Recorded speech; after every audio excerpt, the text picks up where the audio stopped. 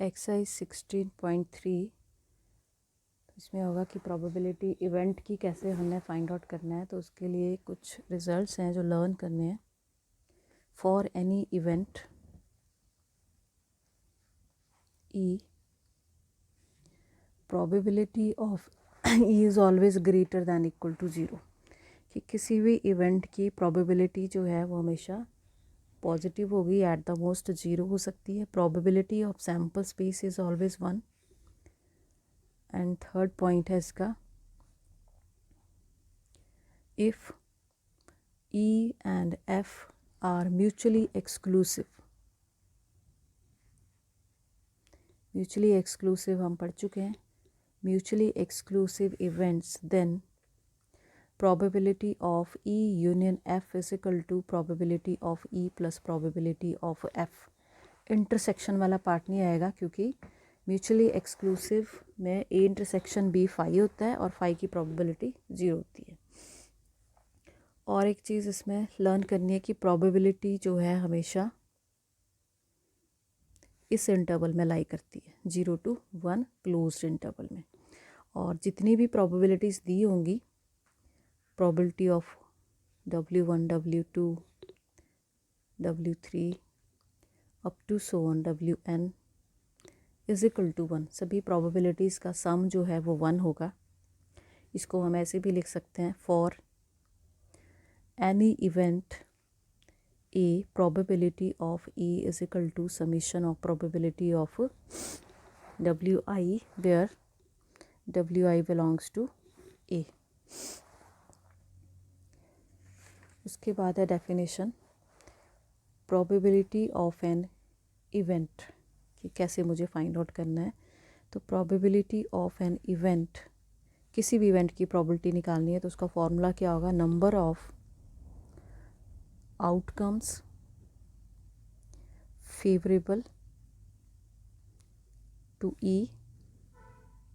divided by total possible outcomes। ठीक है, ई event से रिलेटेड जितनी आउटकम्स होंगी वो ऊपर आ जाएंगी एंड नीचे टोटल इवेंट्स जितनी हैं। तो ऐसे हम इवेंट की प्रोबेबिलिटी निकालेंगे। प्रोबेबिलिटी ऑफ नॉट ए कैसे निकालना है, probability of not A is equal to 1 minus probability of A, ये इसका फॉर्मूला होगा। प्रोबेबिलिटी ऑफ यूनियन की निकालनी है, A union B is equal to, अगर वो म्यूचुअली एक्सक्लूसिव नहीं है, probability of A plus probability of B minus probability of A intersection B. तो सेट में हमने ये सारे फॉर्मूले पढ़े हुए हैं, तो सेट थ्योरी के ही फॉर्मूले इसमें यूज़ होने हैं। तो ये इसके फॉर्मूले थे। नेक्स्ट देखो एक्सरसाइज में जो फर्स्ट क्वेश्चन है वो है मेरा, which of the following can not be valid assignment of the probabilities for the outcomes. तो ऐसी प्रोबेबिलिटी दी है, 7 पार्ट्स, इसके 5 पार्ट्स दिए हुए हैं, तो एक पार्ट में करवा रही हूँ। तो प्रोबेबिलिटी वैलिड कब होगी, एक तो हमें ये देखना है ये प्रोबेबिलिटीज़ दी हुई हैं, ये नेगेटिव नहीं होनी चाहिए। अगर कोई भी प्रोबेबिलिटी नेगेटिव है तो वो वैलिड नहीं होगी मेरी। और दूसरा चेक करना है हमें इन सभी प्रोबेबिलिटीज़ का सम क्या है। अगर इन सभी का सम 1 आता है तब वो वैलिड प्रोबेबिलिटी होगी, और अगर 1 नहीं आता है तो वो वैलिड प्रोबेबिलिटी नहीं होगी। तो हमने क्या करना है, इनका सम करके देखना है। Sum of probabilities is equal to 0.1 plus 0.01 plus 0.05 0.03 0.01 plus 0.2 plus 0.8। तो इनको ऐड कर लेना, ये 1 आ गया तो ये आपकी वैलिड प्रोबेबिलिटी होगी, तो इट इज़ वैलिड। ऐसे ही आपने बाकी पार्ट्स करने हैं। सेकेंड क्वेश्चन है, a coin is tossed twice. Coin को हम ट्वाइस टॉस कर रहे हैं तो सैम्पल स्पेस क्या होगा, H H H T T H T T. What is the probability that at least 1 tail occurs. हमें प्रोबेबिलिटी निकालनी है at least 1 tail occurs. At least का भी मीनिंग पता लगना चाहिए, एट लीस्ट कम से कम एक टेल होनी चाहिए, उससे ज़्यादा भी लेनी है। जैसे 2 टेल वाला भी उसमें आएगा, ये भी आएगा, ये भी आएगा, ये भी उसमें प्रेजेंट होगा। तो let A be the event of getting at least one tail। तो ए इवेंट में कौन कौन से आ गए, H T, T H, T T, कि एक टेल वाले भी आएंगे, दो टेल वाले भी आएंगे। अब मुझे निकालनी है प्रोबेबिलिटी ऑफ इस इवेंट, इसकी प्रोबेबिलिटी निकालनी है, event of getting at least one tail की प्रोबेबिलिटी निकालनी है। तो वो क्या होगा, जितने एलिमेंट इसमें प्रेजेंट हैं 1 2 3 और जितने टोटल है मेरे पास 4, ठीक है। तो ये आ गई इसकी प्रोबेबिलिटी। नेक्स्ट है a die is thrown, find the probability of the following events. तो जब हम एक डाई को थ्रो कर रहे हैं, सैम्पल स्पेस होगा 1 2 3 4 5 6, ये एलिमेंट्स उसमें प्रेजेंट होंगे। अब ए इवेंट दी है, ए प्राइम नंबर विल अपीयर। तो यहाँ पे आप प्राइम नंबर देख लोगे कौन से हैं। ए इवेंट मान लिया मैंने उसको, लेट ए इवेंट में आगे मेरे पास प्राइम नंबर 2 भी प्राइम नंबर है, 3 5। तो प्रोबेबिलिटी ऑफ ए क्या होगी, number of elements in A divided by number of elements in S. A में कितने एलिमेंट्स हैं, 3, टोटल मेरे पास 6 हैं, 1/2 इसकी प्रोबेबिलिटी आ गई।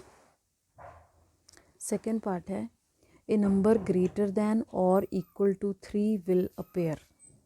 3 या 3 से बड़ा नंबर, तो अब ए इवेंट में क्या आएगा, 3 4 5 6। तो प्रोबेबिलिटी ऑफ ए क्या हुई, इसमें कितने नंबर है 4, टोटल कितने हैं 6, और ये आ गया मेरे पास 2/3। थर्ड पार्ट है मेरे पास, ए नंबर लेस देन और equal to 1 will appear. Less than और इक्वल टू 1, तो एक ही नंबर है वो, 1 से छोटा तो है ही नहीं, 1 के इक्वल ही नंबर है। प्रोबेबिलिटी ऑफ ए क्या आ गई, 1/6। तो बाकी के दो पार्ट जो हैं वो आपने होमवर्क करने हैं। Question number 4, a card is selected from a pack of 52 cards, how many points are there in the sample space. तो टोटल 52 कार्ड्स हैं, तो 52 ही पॉइंट्स होंगे। आगे वो पूछ रहा है calculate the probability that card is an ace of spade. तो स्पेड कार्ड में एस कार्ड एक ही होता है मेरे पास, ठीक है। तो इसकी प्रोबेबिलिटी क्या आ गई, 1 डिवाइडेड बाई 52, इसकी आ जाएगी 1/52। Calculate the probability that the card is an S. अब उसने ये नहीं लिखा कि एस कार्ड किसका है, डायमंड का है, हर्ट का है, स्पेड का है कि क्लब का है। 4 तरह के कार्ड होते हैं हमारे पास, ठीक है। तो एस कार्ड टोटल होते हैं 4, तो इसकी प्रोबेबिलिटी क्या आएगी, 4/52। ब्लैक कार्ड होते हैं मेरे पास 26, इसकी प्रोबेबिलिटी आएगी 26/52। तो ये होमवर्क कर लेना। नेक्स्ट है question number 5, A fair coin with 1 marked on one face and 6 on the other. एक कॉइन के एक फेस पे 1 लिखा हुआ है, दूसरे पे 6 लिखा है। And a fair die both are both tossed, दोनों को टॉस किया हमने, तो इसका सैम्पल स्पेस क्या बनेगा, 1 के साथ भी 1 to 6 नंबर, और दूसरे फेस पे 6 है, 6 के साथ भी 1 to 6, टोटल 12 हो गए। प्रोबेबिलिटी हमें निकालनी है, sum of numbers turns up is 3, वो लेने हैं जिनका सम 3 होगा। तो जैसे 1 2 होगा, उसमें 1 2 का सम जो है 3 होगा, तो वो एक ही होगा, इसकी प्रोबेबिलिटी आ गई 1/2। तो ये कर लेना, ये भी हो जाएगा। 6th है, there are 4 men and 6 women on the city council, total हो गए मेरे पास 10। If 1 council member is selected for a committee at random, how likely is it that it is a women. तो वुमेन कितनी थी, 6, और total कितने member हैं 10, तो 6/10 जो है वो इसकी प्रोबेबिलिटी आ जाएगी। होमवर्क क्वेश्चन नंबर 7 देखो, a fair coin is tossed 4 times, कि कॉइन को हम 4 टाइम थ्रो कर रहे हैं, and a person win ₹1 for each head, जब हेड आएगा तो वो 1 रुपी विन करेगा, and lose ₹1.50 for each tail, और टेल के लिए वो लूज़ करेगा, that turns up. From the sample space calculate how many different amounts of money you can have after 4 tosses and the probability of having each amounts। तो इसमें मुझे 4 coin वाला sample space भी अगर आप बना लो तो वो ज़्यादा बेटर रहेगा, उससे क्वेश्चन जो है वो इजी हो जाएगा हमारा। तो 4, जब हम 4 टाइम्स थ्रो करते हैं तो हमारे पास 16 एलिमेंट्स बनते हैं। तो वो कौन कौन से होंगे, वो उसका मैंने इजी मेथड भी बताया था, आप उस वे से भी बना सकते हो, हाफ हाफ करके, HHT HH TH HH TT H T H H H T H T H T T H H triple T T triple H T H H T T H T H T T T T H H T T H T triple T H and 4 times T. 16 elements हो गए sample space में। अब यहाँ पे cases बनेंगे मेरे पास। First case बना no head. अगर हेड एक भी नहीं है तो 4 टेल्स होंगी। नो हेड 4 टेल्स, क्योंकि 4 टॉसेस उसने दिए थे तो ज़्यादा टेल्स हमारे पास 4 ही हो सकती हैं। तो जब टेल्स होंगी ज़्यादा, तो जब टेल आएगी तो उसने कहा है वो मनी लॉस्ट करेगा। तो मनी लॉस्ट भी निकालनी है इसमें। Money lost is equal to, अब ये तो ज़ीरो ही है हमारे पास हेड, 4 इंटू 1.50, ये आ गया मेरे पास ₹6। इतनी मनी वो लॉस्ट कर रहा है। अब हमने इसकी प्रोबेबिलिटी भी निकालनी है। Probability of no head and 4 tails. 4 tail को H4T भी लिख सकते हो। तो नो हेड एंड 4 टेल एक ही केस है, ये वाला। टोटल है 16, 1/16। 2 चीज़ें निकालनी है, मनी गेन कर रहा है या लॉस कर रहा है, लूज़ कर रहा है वो, और साथ में प्रोबेबिलिटी भी निकाल देनी है। सेकेंड केस क्या होगा, 1 हेड 3 टेल्स। अब 1 हेड और 3 टेल्स में भी मनी लूज़ करेगा, मनी लॉस्ट, क्योंकि टेल्स ज़्यादा हैं। और जब हेड आ रहा है तो 1 रुपी गेन कर रहा है, विन कर रहा है, ठीक है। तो 1 इंटू 1, और ये आएगा मेरे पास 3 इंटू 1.50। तो ये हमने माइनस कर देना है।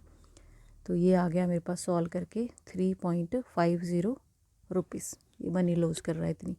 प्रोबेबिलिटी निकाल लो, 1 हेड 3 टेल। अब 1 हेड और 3 टेल वाले काउंट कर लो कि इसमें कितने हैं। वो है मेरे पास 4, टोटल है 16। 1/4 इसकी प्रोबेबिलिटी आ गई।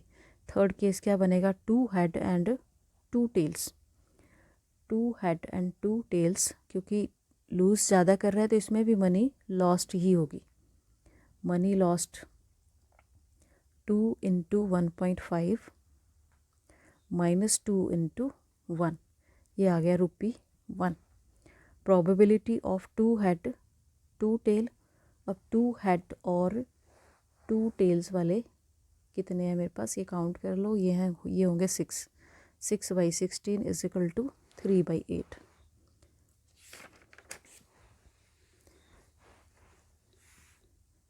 फोर्थ केस बनेगा मेरे पास 3 हेड एंड 1 टेल। तो इसमें 3 हेड एंड 1 टेल में मनी गेन कर जाएगा।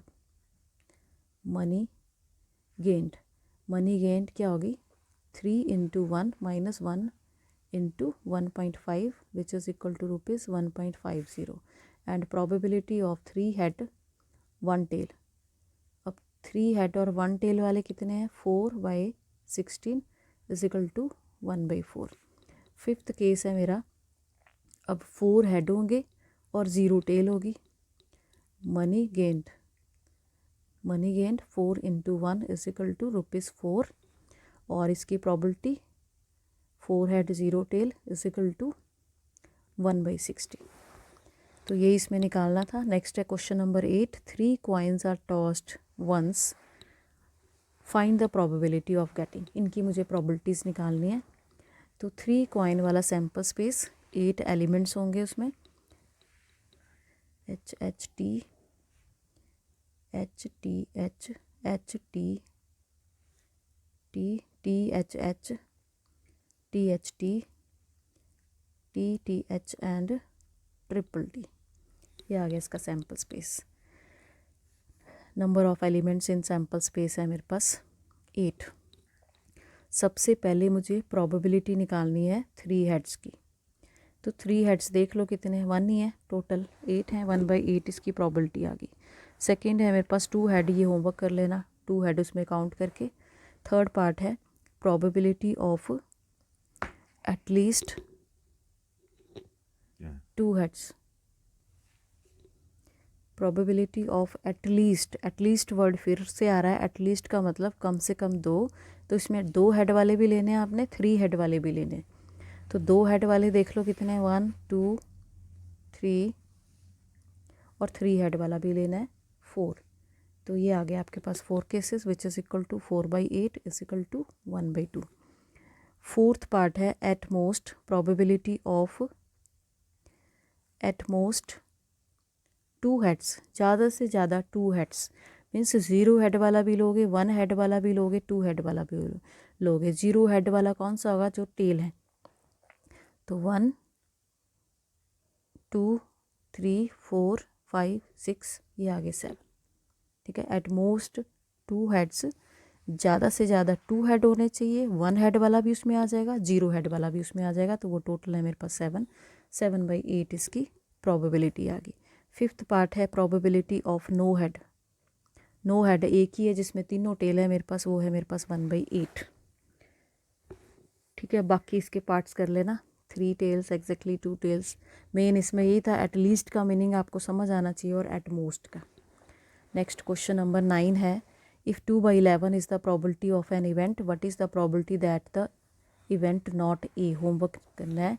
प्रोबेबिलिटी ऑफ नॉट ए का मैंने आपको फॉर्मूला लिखवाया है, 1 माइनस प्रोबेबिलिटी ऑफ ए, ये प्रोबेबिलिटी ऑफ ए दी हुई है, 1 माइनस 2/11 जो है इसका आंसर आ जाएगा। Question number 10 is also homework. A letter chosen at random from the word assassination, find the probability that letter is a vowel and a consonant. तो total letters के count कर लेने, असैसिनेशन में 13 होंगे, वॉवल इसमें count कर लो, vowel इसमें 6 हैं, तो प्रोबेबिलिटी ऑफ वॉवल क्या आ गई, 6/13। कंसोनेंट अगर ये 6 हैं तो ये 7 रहेगी, इसकी प्रोबेबिलिटी क्या आ गई, 7/13। Question number 11, in A lottery a person chooses 6 different natural numbers eight random from 1 to 20, and if these 6 numbers match with the 6 numbers already fixed by the lottery committee, he wins the prize. What is the probability of winning the prize in the game?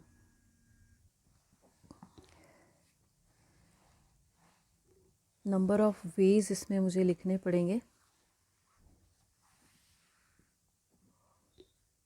To choose 6 numbers from 1 to 20 numbers। तो वो क्या होंगे, total हमारे पास 20 numbers हैं, उसमें से मुझे 6 choose करने हैं।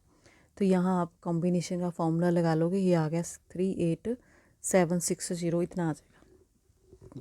फॉर्मूला आपको पता ही है, n factorial upon r factorial into n minus r factorial. अब मुझे प्रोबेबिलिटी जो निकालनी है यहाँ पे, वो है मेरी probability of winning the prize. तो प्राइज़ तो वही विन करेगा जिसके वो 6 के 6 नंबर जो लॉटरी कमेटी ने फिक्स्ड किए नंबर उनसे मैच करेंगे, तो वो एक ही होगा 1। टोटल केसेस मेरे पास इतने हैं, 1/38760, ये इसका आंसर आ गया। क्वेश्चन नंबर 12 है, check whether the following probabilities, probability of A and probability of B are consistently defined, कि ये सही है कि नहीं। प्रोबेबिलिटी ऑफ ए उसने दी है 0.5, ये बी की दी है, ये इंटरसेक्शन दी है, तो we know probability of A intersection B जो है वो प्रोबेबिलिटी ऑफ ए के इक्वल होगी या छोटी होगी, and probability of A intersection B जो है वो प्रोबेबिलिटी ऑफ बी से भी छोटी होगी। यहाँ पे क्या है, यहाँ पे इंटरसेक्शन इससे तो छोटी है लेकिन ये चीज़ फॉलो नहीं हो रही, probability of A is not less than, तो in this part probability of A is less than probability of A intersection B, so ये consistent नहीं होगा, therefore probability of A and probability of B are not consistent।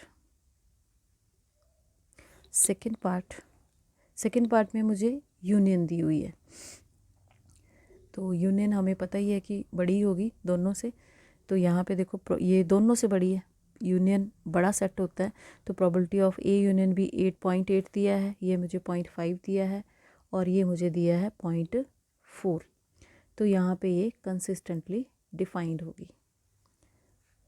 probability of A union B is greater than equal to probability of A and probability of B.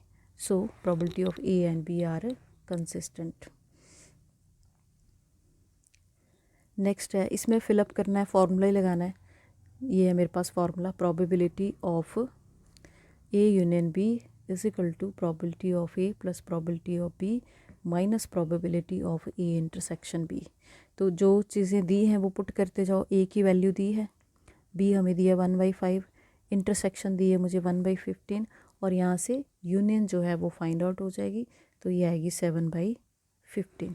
तो यही फॉर्मूले का use करके बाकी parts आपने निकालने हैं. ये फर्स्ट पार्ट था. क्वेश्चन नंबर 14 है, given probability of A given है, बी दी हुई है, find A union B. Probability of A और B means probability of A union B, लेकिन म्यूचुअली एक्सक्लूसिव भी दिए हैं. जब म्यूचुअली एक्सक्लूसिव होंगे तो इसका फॉर्मूला क्या होगा, probability of A plus probability of B. यहाँ रीज़न दे देना, because A and B are mutually exclusive events. इनकी वैल्यूज़ डाल दो, 3/5, 1/5, ये आ गया मेरे पास 4/5. क्वेश्चन नंबर 15 है, if E and F are event such that probability of E given है, एफ दिया हुआ है, ई एंड एफ इंटरसेक्शन भी दी है. सबसे पहले मुझे यूनियन ही निकालनी है. तो प्रोबेबिलिटी ऑफ ई और F means probability of E union F is equal to probability of A plus probability of F minus probability of E intersection F. यहाँ वैल्यूज़ डाल दो, -1/8 और ये सॉल्व करके आ जाएगा 5/8. सेकेंड पार्ट मुझे निकालना है, probability of not E and not F. इसको हम कैसे लिखेंगे, not E intersection not F. अब यहाँ पे मैं लगाऊंगी D Morgan law. D Morgan law मेरा क्या था कि ये अलग अलग है, ठीक है, तो इसको हम यूनियन में चेंज करेंगे और होल कॉम्प्लीमेंट लिखेंगे. ठीक है, कॉम्प्लीमेंट ही है ना ये, E complement intersection F complement is equal to E union F whole complement. ये था मेरा डी मॉर्गन लॉ. यहाँ मैंने यूज़ किया डी मॉर्गन लॉ जो कि हमने सेट थ्योरी में पढ़ा था. अब ये बन गया probability of E union F complement. इसको कैसे, कॉम्प्लीमेंट को कैसे लिखेंगे, कॉम्प्लीमेंट नॉट, नॉट को कैसे लिखते हैं, 1 minus probability of E union F. जिसका नॉट निकाल रहे हो उसी को माइनस कर देना है. और ये मैं वैल्यू निकाल चुकी हूँ ऊपर, 1 माइनस 5/8, ये आ गया मेरे पास 3/8. 16 आपने होमवर्क करना है. Events E and F are such that probability of not E और नॉट एफ, ये ऐसा है, not E union F. De Morgan law लगाना है यहाँ पे और यहाँ से फिर आपने वैल्यू निकालनी है इंटरसेक्शन की. ठीक है, इंटरसेक्शन अगर 5 आएगी तभी ये म्यूचुअली एक्सक्लूसिव होंगे, 0 आएगी क्योंकि ई इंटरसेक्शन एफ 5 होता है, प्रोबेबिलिटी उसकी 0 होती है.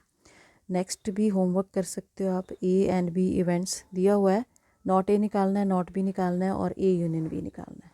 नेक्स्ट क्वेश्चन नंबर 18,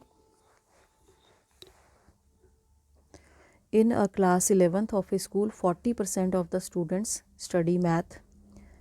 ये मैंने M से डिनोट कर लिया, 40% study math and 30% study biology, उसको मैंने B से डिनोट कर दिया.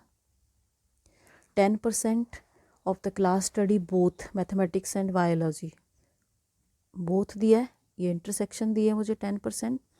If a student is selected at random from the class, find the probability that he will be studying mathematics or biology.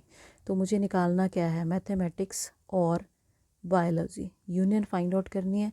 तो फॉर्मूला क्या होता है, probability of M union B is equal to probability of M plus B minus probability of M intersection B. सब कुछ given है, values put कर दो. +30/100 minus 10/100, ये आ गया मेरे पास 60/100. 0.6 जो है इसकी प्रोबेबिलिटी आ गई. Question number 19 is homework. In an entrance test that is graded on the basis of 2 examinations, the probability of a randomly chosen student passing the first examination. तो इसको नाम दे देना ए मान लेना फर्स्ट एग्जामिनेशन को. तो प्रोबेबिलिटी ऑफ ए दी है मुझे 0.8 and the probability of passing the second examination, ये बी दिया है, प्रोबेबिलिटी ऑफ बी 0.7 दिया है। The probability of passing at least जब दिया होता है वो हमारे पास यूनियन होती है, तो ये यूनियन दी है। और पासिंग बोथ मीन्स इंटरसेक्शन आपको फाइंड आउट करनी है। Question number 20, the probability that student will pass the final examination in both English and Hindi. English and Hindi H से डिनोट कर लेते हैं इसको। ये दी है मुझे इंटरसेक्शन, एंड जो होगा वो इंटरसेक्शन होगी, बोथ जो होगा वो भी इंटरसेक्शन होगी, और एटलीस्ट जो है वो यूनियन होगी। प्रोबेबिलिटी ऑफ पासिंग नाइदर ऐसे लिखेंगे, वो मुझे दिया है 0.1। If the probability of passing the English examination is 0.75, what is the probability of passing the Hindi examination मुझे फाइंड आउट करना है। तो फॉर्मूला लगाने से पहले इसको हम सॉल्व करेंगे। Probability of E dash H dash, इसको कैसे लिखेंगे, डी मॉर्गन लॉ मैंने इसमें लगाना है। इसको हम ऐसे लिख सकते हैं, probability of E union H, और इसकी वैल्यू दी हुई है, ये 0.1 दिया है मुझे, 1 minus probability of E union H. तो यहाँ से मेरे पास probability of E union H की वैल्यू आ जाएगी, और ये वैल्यू आ गई मेरे पास 0.9।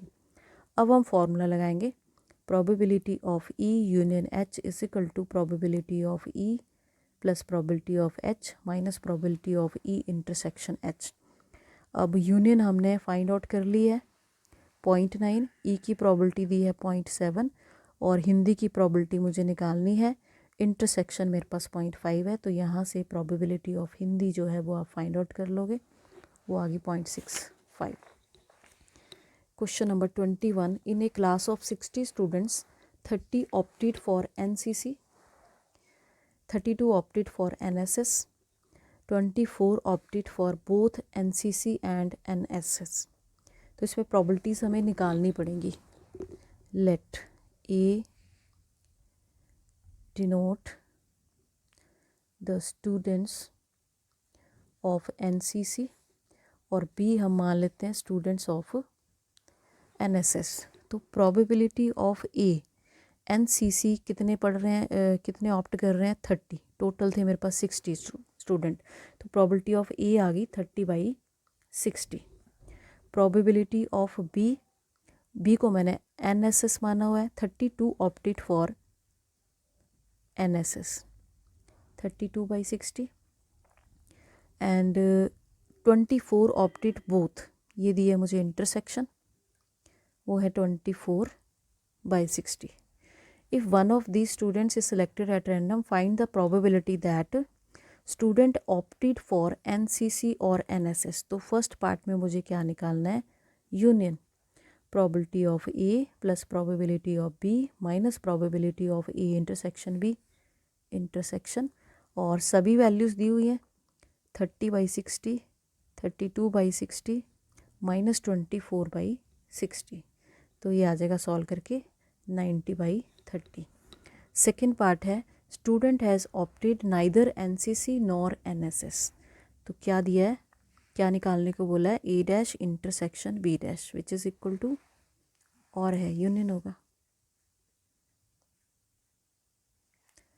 एक मिनट में चेक कर लूँ इसमें नॉर लिखा है कि और लिखा है, नॉर है यहाँ पे, ठीक कर लो question.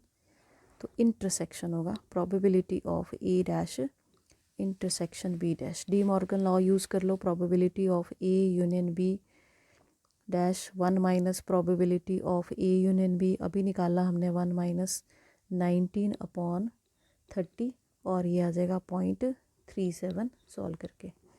Third part, student has opted NSS but not NCC, NSS को ऑप्ट कर रहा है और एनएसएस को मैंने माना हुआ है बी से, तो मीन्स ए डैश इंटरसेक्शन बी है, नॉट एनसीसी बट एनएसएस, ठीक है। तो इसको हम कैसे लिख सकते हैं, अगर मैं वेन डायग्राम से देखूं, ये मेरे पास ए है और एक बी है, ए डैश होगा ए को छोड़कर, इसको छोड़कर बाकी पूरा ए डैश है, उसकी इंटरसेक्शन बी के साथ, तो उसकी इंटरसेक्शन जब हम बी के साथ लिखेंगे तो उसको हम लिख सकते हैं प्रोबेबिलिटी ऑफ बी, क्योंकि ये पोर्शन ही ना चाहिए, उसमें सिर्फ यही पोर्शन आएगा इंटरसेक्शन में मेरे पास, ये वाला, ये। तो इसको मैं कैसे लिख सकती हूँ, इसको मैं लिख सकती हूँ probability of B minus probability of A intersection B, कि बी में से ये मैंने माइनस कर दिया तो ये वाला रह गया मेरे पास। और बी की प्रोबेबिलिटी दी है 32/60 और इंटरसेक्शन भी दिया हुआ था 24/60, और ये आ जाएगा मेरे पास सॉल्व करके 2/15। That's all.